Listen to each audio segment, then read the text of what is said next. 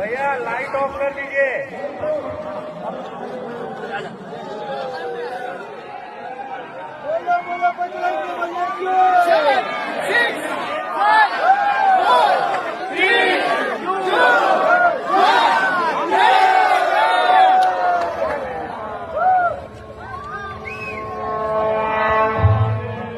సర్వ మానవాళికి రక్షకుడు, మనకు కొండంత అండగా నిలిచేవాడు, మనసులో తలచిన వెంటనే గుండెల నిండా ధైర్యాన్ని నింపగలిగే మహాయోధుడు, అభయహస్తంతో ఎల్లవేళలా మనల్ని కాపాడే ఆ పవనపుత్రుడి ఇప్పుడు మనసారా స్తుతించుకుంటూ శ్రీ పంచముఖ ఆంజనేయ స్వామిగా అవతారమెత్తిన కథ దృశ్య రూపంలో తిలకిద్దాం రండి.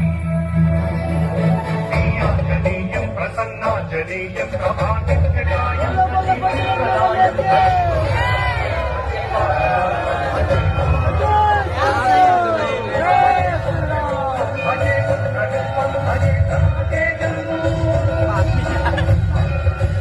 అది రామాయణ మహాయుద్ధం.